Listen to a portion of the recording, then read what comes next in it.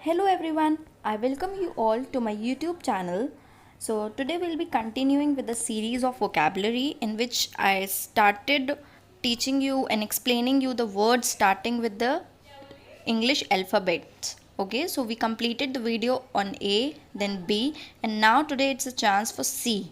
So, we'll be studying 15 words. I'll be explaining you 15 words starting with the letter C, and watch the video till the end because um, there is a assignment part in which 5 words are there which you have to research and comment down the answers of it. Okay, you have to research the meaning, you have to go for examples, you have to understand that word and explain it back to me. So without further ado, let's continue with the session of today. And I hope अगर आपने A और B नहीं देखा होगा, so you'll watch it and the link is visible on the top right corner of your screen. So go watch that and come back and watch the words with starting with letter C. So let's continue. So the very first word of today that we'll be studying is crutch. Now crutch is a noun. What is crutch? It is a source or means of support or assistance that is relied on excessively. ठीक है. सो अगर मैं basically बताऊं creche होता क्या है. जब किसी को चलने में दिक्कत होती है, ठीक है, कोई पैरों में दिक्कत हो जाती है ना, और तो फिर आर्म पिट्स के थ्रू एक स्टैंड होता है ना, तो उसके सपोर्ट से इंसान चलता है ना. दोनों साइड लगाया जाता है वो स्टैंड की तरह. आपने देखा भी होगा उसको. होप आप गूगल कर लेना क्रच की, आपको वो इमेज दिख जाएगी and you will be able to understand. But अगर एक वर्ड की तरह इसको देखा जाए कि इसका मीनिंग क्या होगा, तो it is a source or means of support or assistance. ठीक है. तो अगर मैं इसका एग्जाम्पल दूँ, तो doctor advise me not to use drugs as a crutch for menstrual cramps. तो मेंस्ट्रुअल क्रैम्प्स होते हैं जो पीरियड्स में, ठीक है. सो उसके लिए ड्रग्स पे रिलाई करना, ड्रग्स को क्रच की तरह यूज़ करना इज़ नॉट एडवाइजेबल, है ना. एक्सेसिव यूज़ जब उसको करते हैं अपन, क्रच का मतलब क्या होता है, एक्सेसिवली हम किसी चीज़ के ऊपर सपोर्ट में हैं, किसी चीज़ के ऊपर हम निर्भर हैं. So that is crutch. Okay. Now moving to the second word is cynic. ठीक है. Cynic is a noun again. What's the definition or what's the meaning of it? A person who believes that human conduct is motivated wholly by self-interest. He can be a misanthrope or pessimist. जिसके अंदर बहुत ज़्यादा negative emotions हैं, negative feelings हैं. That person is termed as cynic. Now my friend is too much of a cynic to believe in himself or herself. अपने लिए negativity arise कर देता है, वो अपने लिए नेगेटिव सोचता है. And that is why he is termed as cynic. Okay, so cynic is a person who is pessimist. ठीक है. एंड सोचता है कि जो पूरी दुनिया चल रही है, जो इंसान कर रहा है, वो सिर्फ सेल्फ मोटिव, सेल्फ इंटरेस्ट के लिए कर रहा है. ठीक है. He is too negative. Now next word is chivalrous. Chivalrous means courteous or courageous. It's an adjective. Now if I courageous आपको पता है बहुत, जैसे अगर हम सिंपल वर्ड में देखें तो शिवल्री का मतलब हो जाता है जो हॉर्समैन होते हैं. ठीक है. एंड स्पेशली शिवल्रस होता है जो विमेन की तरफ जो मैन बहुत अच्छे से बिहेव करता है. ठीक है. He is termed as chivalry. Now for example example में अगर सेंटेंस देखें तो he still retains chivalry towards every women. ठीक है. तो विमेन की रिस्पेक्ट करना, उनकी इज्जत करना is chivalrous act. Okay. It's a courtesy show करना, courageous, honesty. All these words are related to this particular word chivalrous. Okay. It's an adjective. Now, so the next word for today is chagrin. So what does chagrin mean? It is a noun first of all. Then secondly, it means embarrassment, shame, humiliation. किसी की humiliate करना, embarrass feel करना is chagrin. For example, he was chagrined when he came to know that his father had fixed his marriage without his consent. Disappointed. He was disappointed. He was chagrined. Okay. He was feeling disappointed. And this is the meaning of chagrin. So it's a very easy word and a very beautiful word, है ना. It's a synonym of embarrassment, shame, humiliation. ये सब तो हम बहुत commonly use करते हैं, but if you have to use a good word then it's chagrin. Okay, so let's move in to the next word for today, that is conscript. Conscript is first of all a verb. Then what does it mean? It means to enroll into service by compulsion. ठीक है, काफ़ी जगहों में, काफ़ी countries में ऐसा होता है ना कि अगर सपोज मेल है 18 का होता है तो उसको आर्मी में डालना ही डालना है, right. So that is conscript. Compulsion है, मैंडेटरी है, and you have to enroll yourself into this or that service. ठीक है, that is the meaning of conscript. For example, I am a veteran. Veteran means very experienced. I was conscripted into military when I was 18 years old. ठीक है, so this is what conscript means and this is how it is used. Moving to the next slide and the next word for today, and it is candor. So candor is a noun. What does it mean? It means the quality of being open, frank and honest, sincerity and purity. Candour का अगर आप देखोगे तो एक दूसरा spelling भी आपको दिखेगा, DOUR. So don't get confused, it is the same word. ठीक है, so what is the meaning, we have to focus on that. So जो लोग बहुत ओपन होते हैं, बहुत फ्रैंक होते हैं, इनोसेंट होते हैं, ऑनेस्ट होते हैं, सिंसियर होते हैं, प्योर होते हैं, उनके अंदर कुछ भी नेगेटिव किसी के लिए या कुछ भी ऐसा नहीं होता है. ठीक है, so that is candor. Very open people, open minded, right?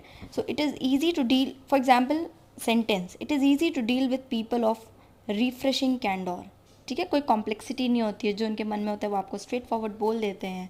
ठीक है, so this is what defines people who are very frank, who are people who are very open minded, people who are very honest, and the word for that is candor. Okay, very nice word. Now moving to the next word for today is chimera. ठीक है, chimera is a noun. What does it mean? An illusion or fabrication of the mind. ठीक है, जो कि reality नहीं हो सकता है, जो कि सिर्फ एक भ्रम है, एक इल्यूजन है. ठीक है, so for example economic stability in that country is a chimera. Because suppose करो एक कोई पर्टिकुलर कंट्री है ना, और वहाँ की जो इकोनॉमिक कंडीशन है वो स्टेबल हो ही नहीं सकती. मे बी कोई भी रीज़न हो सकता है, बट इट्स जस्ट देन अगर हम सोच रहे हैं कि यहाँ पे इकोनॉमिक स्टेबिलिटी कल की कल हो जाएगी, then it's just an illusion, it's not a reality which can happen. So economic stability in that country is a chimera. Okay, this is how chimera is used and this is what it means, illusion और fabrication of the mind. सिर्फ हम mind में बोल रहे हैं, समझ रहे हैं चीज़ों को, लेकिन वो एक इल्यूजन है, एक ड्रीम जैसा है ना. So that is chimera. Moving to the next word for today is cynosure. Now what does cynosure mean? Anything that strongly attracts attention or admiration. ठीक है, सेंटर ऑफ अट्रैक्शन जिसको बोलते हैं, that is cynosure. So if I give an example, that particular company is the cynosure for anyone wishing to make it in the music business. किसी को भी music business में enter करना है, जाना है, तो that company is the centre of attraction. ठीक है, that company is the cynosure. ठीक है, I hope you are getting it, because इनकी मीनिंग समझोगे बहुत ईजी है. ठीक है, and start using these words in your day to day life and you will be very much well versed with these words. Okay, moving to the next word is convalescence. Convalescence is a noun. What does it mean? It means gradual recovery of health and strength. Again, ये हमारे day to day life में बहुत easily हम use कर सकते हैं. आए दिन कोई ना कोई बीमार होता है, फिर उससे रिकवर होता है, and we can use a word for that is convalescence. ठीक है, now for example Pranjal is convalescing from typhoid. Convalescing from typhoid. ठीक है, तो उसको टाइफाइड हुआ था, अब उससे वो उभर रही है, उससे वो ग्रेजुअली इम्प्रूव कर रही है अपनी हेल्थ पे, and that means convalescing. She is convalescing from typhoid. Okay, So this is how the word goes, or the meaning goes. Now the 10th word for today is conundrum. Conundrum is a noun. What does it mean? A riddle, any puzzling question. Again, कोई भी exam देते हैं, कुछ भी देते हैं, वहाँ पे कोई रिडल आ जाती है, ठीक है, पहेलियाँ, है ना, riddles, puzzles, puzzling question, confusing question, we can term that question as conundrum. ठीक है. For example, let's take a sentence. The boy in my neighbor is faced with the conundrum of trying to find a job without having experience. ठीक है. ठीक है. Is faced with the conundrum means उसका जो mind है वो पूरा puzzled है, पूरा कंफ्यूज्ड है. ठीक है. एक रिडल की तरह लग रहा है कि किस तरीके से उसको सॉल्व करके मैं किसी जॉब में चला जाऊँ without any experience. Sorry. Okay. So this is how conundrum can be used, not just for questions or something like that, but in our day-to-day life also. कोई भी puzzling situation है, कोई भी ऐसी चीज़ है जिसमें आपको लग रहा है इसको किस तरीके से सॉल्व कर दूँ, riddles हैं कुछ, and there you can use the word conundrum, which is a noun. Moving to the next word of today, connoisseur. So connoisseur is a person with a well-informed knowledge and appreciation, especially of fine food and wine or of the arts. Simply an expert. ठीक है. तो connoisseur is it's a noun first of all. ठीक है. Why? Because it's a person who is an expert in something, especially if we talk about food, wine. उसका बहुत ज़्यादा expert होता है, देख के स्मेल करके बता सकते हैं ये कैसे बनी, कहाँ से आई है, हर कुछ नॉलेज होती है. And that person can be termed as connoisseur. Okay. For example, let's take a sentence. 10 years of experience and knowledge in the field of writing has made me a connoisseur writer. Connoisseur is someone who is expert in something. ठीक है. But specially fine food and wine. तो सिर्फ fine food और wine की बात नहीं करेंगे, किसी भी चीज़ में बहुत एक्सपीरियंसड है, कोई एक्सपर्ट है. So that is termed as connoisseur. Now moving to the 12th word for today, coalesce. Coalesce is a verb which means to grow together or unite into one whole. To fuse. दो चीज़ें हैं, उनको आपस में मिला देना, फिर बढ़ना, उसका बढ़ना. ठीक है. इस कॉलेस जैसे अपन वो पढ़ते थे शायद फ्रेगमेंटेशन क्या पढ़ते थे साइंस में. सो उसमें क्या होता है, दो स्टेम को हम मिला देते हैं and then they grow together. It can be termed as coalesce, right. For example, let's take a sentence now. I love the peace that comes with coalescence.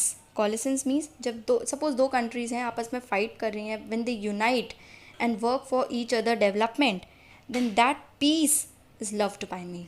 So this is the meaning of the sentence, and this is how the coalescence word is used here. I love the peace that comes with coalescence. Okay. Now, moving to the next slide, colloquial. Colloquial is an adjective. What does it mean? Expressions used in familiar talk, casual, informal. So colloquial is an adjective. It just means expressions. ठीक है. It means जब हम informally बात करते हैं, जो भी expressions रहते हैं हमारे, जो भी हम बोलते हैं, that is colloquial. For example, his colloquial expressions eased me when I was getting nervous. जब आपको कोई इनफॉर्मल एक्सप्रेशन देता है, ठीक है, इनफॉर्मल बात कर लेता है थोड़ा सा, तो अगर आप किसी बहुत ज़्यादा ऐसी सिचुएशन में जहाँ बहुत नर्वस फील कर रहे हो, तो it gives you a sense of relaxation, right. So colloquial is just an expression informally जो दिया जाता है. ठीक है. It's just informal. फॉर्मल की बात करोगे तो that is not colloquial, it's informal. Okay. Now moving to the 14th word of today, chide. Very common word, appeared in various exams, and you should know it. So chide is a verb which means to rebuke or scold or reprove by words. So rebuke और scold तो समझ में आया, किसी को डांटना, किसी पे अपना गुस्सा निकालना, that is all chide. ठीक है.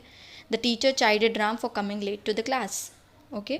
But एक दूसरा मीनिंग है reprove by words.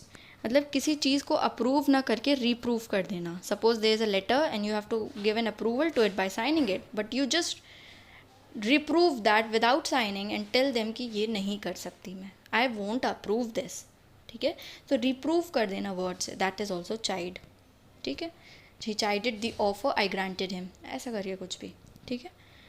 Now moving to the 15th word and the last word for today, but. इसके बाद 5 वर्ड्स हैं जिस पे आपको खुद रिसर्च करनी है. सो आपके लिए आखिरी वर्ड नहीं होना चाहिए, ठीक है. So the 15th word for today is capacious. Capacious is an adjective which means spacious, massive and large. Very easy to remember. देखो capacious के पीछे CIOUS है, उसका मीनिंग भी spacious है. Capacious and spacious are just rhyming, so you can remember it. ठीक है. So capacious का सेंटेंस देखिए, the new house I bought has 3 capacious rooms. Spacious rooms. ठीक है.